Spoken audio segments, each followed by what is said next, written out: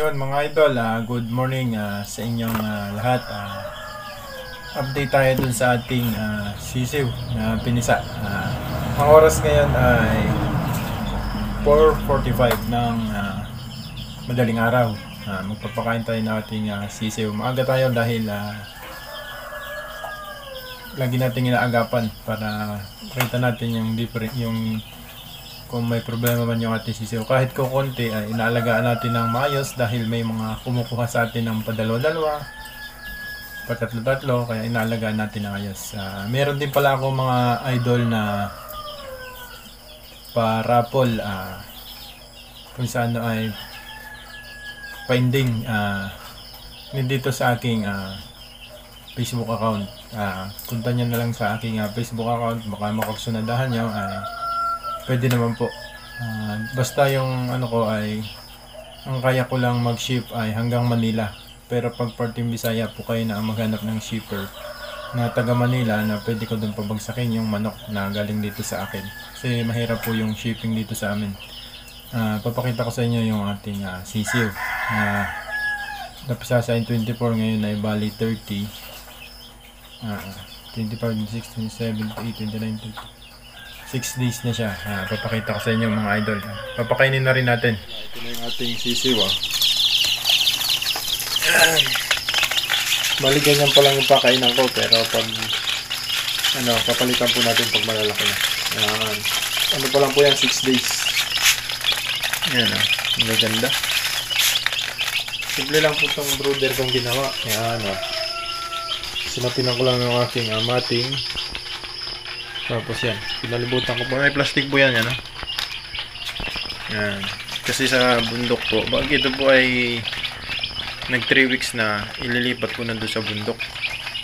O tayo-tayin ko na silang yan na doon, ipapa-adjustin sa temperatura dahil maulan po ngayon. Pero dati po, dinidirekta ko yan doon.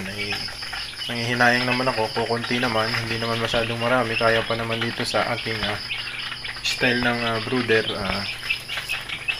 Kukunti lang po. Ito yung aking first batch ng early bird, 18 pieces. Yan. Gaganda na. Ang ano nila, ang lulusog. Yan. Ang ating painom ay Bitmin Pro. Ang ginagamit natin po ay Bitmin Pro. Ano natin ay yung chick booster na Thunderbird. Yan mga idol.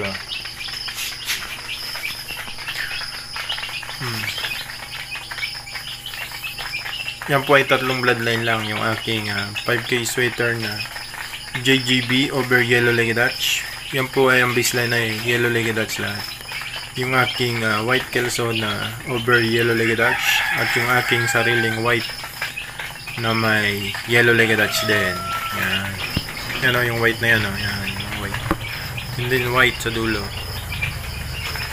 Yan.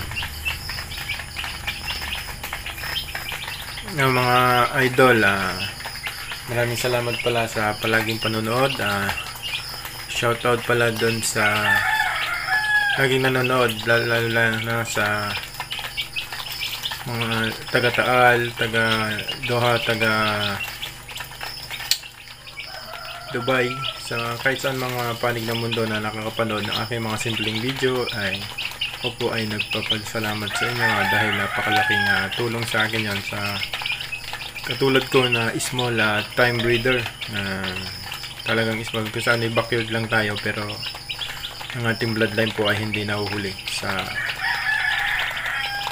dahil lang nakakalaban natin dito ay talagang titindi ng mga bloodline din. Kaya tayo po ay nag-invest kahit pa paano. Nag-ipon tayo, nag-invest tayo, makabili tayo ng mais na bloodline. Yan. Baka nyo yung anak ng aking Boston sweater sa December. Yan, dahil kakaset lang natin saka yung aking mga another white yun, saka yung aking mga dome. Yun mga idol, hanggang dito na lang yung aking maiksing video at maraming salamat po sa inyo and God bless you.